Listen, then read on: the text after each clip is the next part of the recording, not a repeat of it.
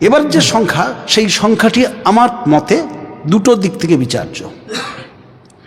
একটা হচ্ছে যে এরা এমন একজন লেখককে নিয়ে এবারে সংখ্যা করেছেন যার লেখার মধ্যে দুটো আলাদা ডাইমেনশন আছে।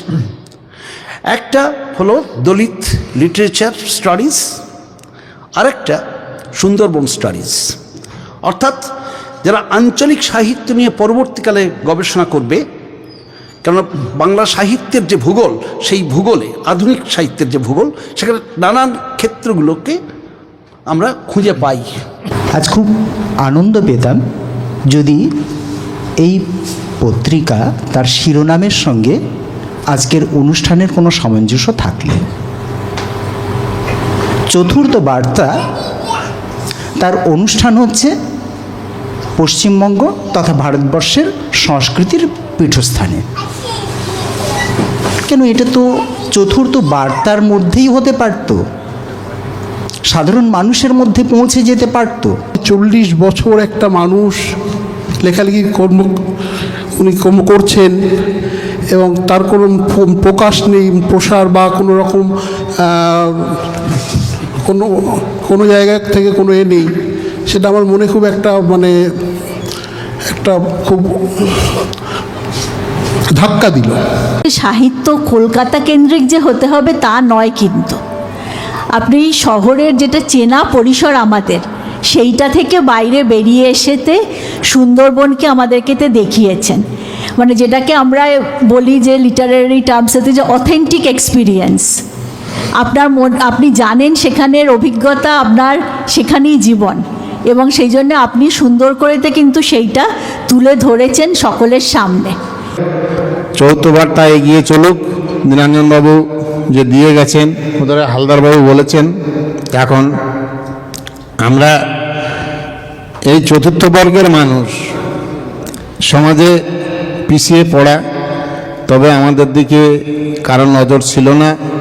আমি চতুর্থ বার্তাকে আন্তরিকতা করে জানাই একটাই কারণে, যে আমাদের মতো সাধারণ মানুষদের চিন্তাভাবনা ওনারা করছেন, আমাদের পাশে আসেন। কারণ না হলে তো আমরা হারিয়ে যাব। আমাদের এই এলিট শ্রেণীর মানুষ কোনোদিন বার্তা দেয় না। আবিষ্কার করবার জন্যে এক ভিন্ন ধরনের মানসিকতা থাকা দরকার, এক ভিন্ন ধরনের অবলোকন করবার ক্ষমতা থাকা দরকার। সেই জিনিসটা নিরঞ্জনের ছিল বলেই নিরঞ্জনের ভেতর কলম থেকে এই সুন্দর, অসম্ভব সুন্দর ভালো ভালো লেখাগুলো বেরিয়ে আসছে। কিন্তু ওখানে আর যারা রয়েছে অনেকেই কিন্তু সেটা করতে পারবেন না। এই যে করতে পারার না পারার যে দ্বন্দ্বটা, সেটাই হচ্ছে একজন লেখকের সঙ্গে একজন সাধারণ মানুষের পার্থক্য।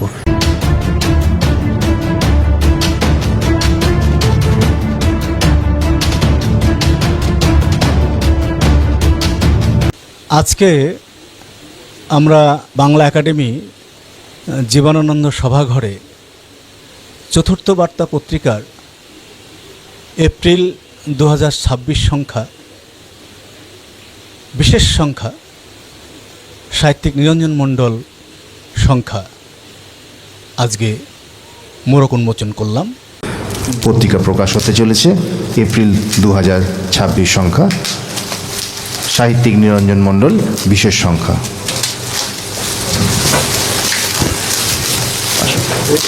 সম্প্রতি প্রকাশিত হলো চতুর্থ বার্তা পত্রিকার এপ্রিল সংখ্যা 2026। এটি বিশেষ সংখ্যা, সাহিত্যিক নিরঞ্জন মণ্ডল। তার মোড়ক উন্মোচন হলো কলকাতার পশ্চিমবঙ্গে বাংলা একাডেমির জীবনানন্দ সভাঘরে।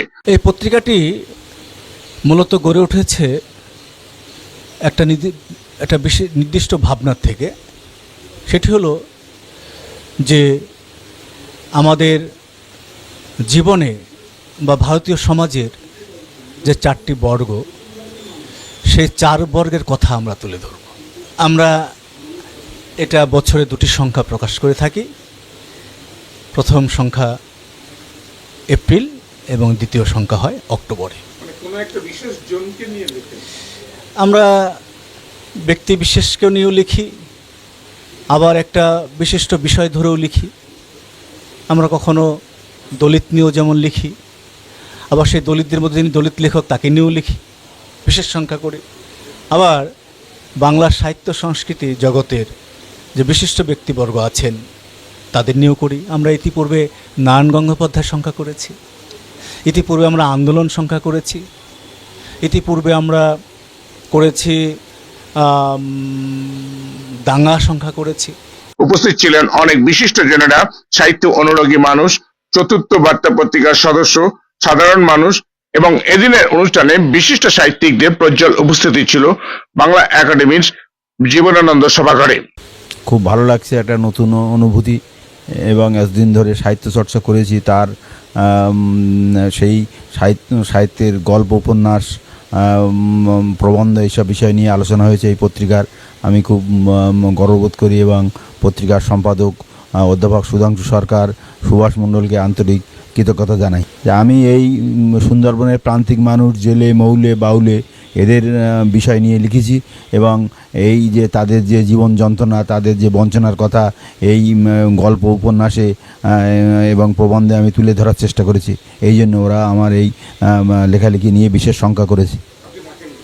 আমি সোনারপুরে থাকি, কিন্তু অরিজিনাল বাড়ি আমার গোসবা থেকে 8 কিলোমিটার ভিতরে কচুখালি বলে এক রিমোট গ্রামে। আমি সুন্দরবনের এলাকা আমি হাতে তালুর মতো চিনি। এখানকার জেলে, মৌলে যারা জঙ্গলে যায় তাদের মন্ত্রতন্ত্র, জ্বালান, খিলেন, চালান, এইসব আমার ওই এলাকার যারা গুণিন, মৌলে তাদেরকে কাছ থেকে আমি জেনেছি এবং আমি নিজেও জঙ্গলে অনেকবার গেছি এবং আমাদের নৌকা ছিল এবং সেই নৌকা করে তারা জঙ্গলে যেত, আমিও তাদের সঙ্গে অনেকবার গেছি।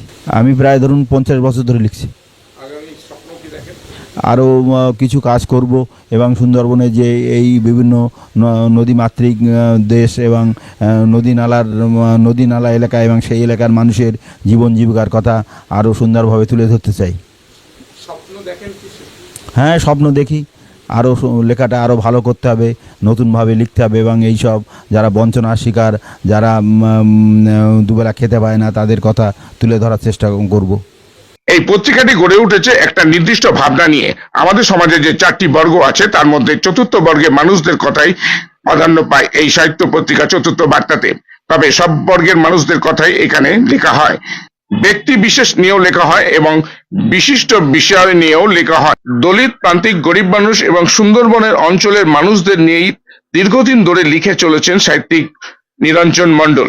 আর এই বিষয় নিয়েই চতুর্থ বার্তা পত্রিকার এবারের বিশেষ সংখ্যা সাহিত্যিক নিরঞ্জন মণ্ডল। দীর্ঘ প্রায় 2012 সাল থেকে এর পথ পরিক্রমা। 2012 সাল থেকে এই চতুর্থ বার্তার যে পথ পরিক্রমা, সেখানে বিভিন্ন বিষয় অবলম্বনে সেখানে সংখ্যা করা হয়েছে। তবে আজকের এই যে সংখ্যা, এই সংখ্যাটি সম্পূর্ণ ব্যতিক্রমী, কারণ সুন্দরবনের একজন প্রান্তিক মানুষ, তার চিন্তা, তার চর্চা, তার ভাবনাকে নিয়ে যে একটি সংকলন তৈরি করা হলো, একটি প্রবন্ধ সংকলন তৈরি করা হলো, তার আজকে মোড়ক উন্মোচন। এবং এই প্রসঙ্গে প্রান্তিক জীবন সংস্কৃতির কথা বারবার উঠে এসছে আমাদের আলোচনায়, এবং সেখানে আমরা বলবো যে এই আলোচনার মধ্য দিয়ে, এই সংকলনের মধ্য দিয়ে দলিত জীবন চর্চার যে নির্দিষ্ট ভূগোল, তার যে নির্দিষ্ট ইতিহাস, তার পরিসর বৃদ্ধি পেয়েছে। ফলে এই দিক থেকে অভিনন্দন জানানো যেতে পারে চতুর্থ বার্তাকে। সাহিত্যের কাজই হচ্ছে সুন্দরের আরাধনা করা, সত্যের আরাধনা করা। এটি বড় সত্য যে প্রান্তিক এলাকায় যে প্রান্তিক মানুষেরা থাকছে, তাদের জীবন সংগ্রাম, তাদের সংস্কৃতি, তাদের বেঁচে থাকা লড়াই এবং নতুন নতুন স্বপ্ন যে দেখবার যে চেষ্টা, সেই চেষ্টাটিকে কিন্তু এখানে তুলে ধরা হচ্ছে। এবং আমরা যদি মনে করি যে তাদের কথা তাদের ওখানে গিয়েই বলতে হবে, সেটা কিন্তু কথা নয়।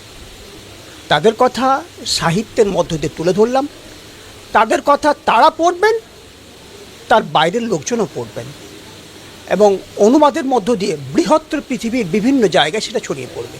এটাই আমরা চাই। হ্যাঁ, নিশ্চয়ই নিশ্চয়ই। উপকার বলতে সামাজিকতা, এইটা কিন্তু সাহিত্যের কাজ নয়। সাহিত্যের কাজ হচ্ছে আনন্দ প্রদান, এই জায়গাটা বড় কথা। সচেতনতা তৈরি করা, এটা কাজ নিশ্চয়। আমার নাম রেজাউল করিম। চতুর্থ বার্তা পত্রিকার যাত্রা শুরু হয়েছিল 2012 সালে। আজ 15 বছর ধরে ধারাবাহিকভাবে এই পত্রিকা প্রকাশিত হয়ে আসছে, আগামীতেও প্রকাশিত হবে, এমনই জানালেন এই পত্রিকার সম্পাদক সুধাংশু কুমার সরকার মহাশয়। Reply report, news island 15। আমরা এটা করছি 2012 সাল থেকে, প্রতি বছরে দুটো করে বার করছি। আমরা কয়েক বছর আগে আমাদের সম্পাদক মণ্ডলী বসে একটা সিদ্ধান্ত নিয়েছিলাম যে বছরে তো আমরা দুটো সংখ্যা করি, একটি সংখ্যা আমরা যারা প্রান্তিক দলিত লেখক আছেন, যাদের কথা কর্পোরেট ভাবে না, যাদের কথা দেশ ভাবে না, সেরকম কিছু প্রান্তিক লেখকদের আমরা তুলে আনব আমাদের গবেষকের দৃষ্টি নিয়ে।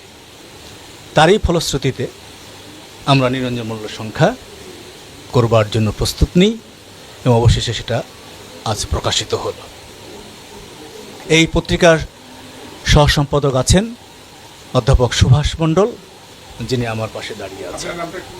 আমি ডক্টর সুধাংশু কুমার সরকার, সম্পাদক, চতুর্থ বার্তা পত্রিকা।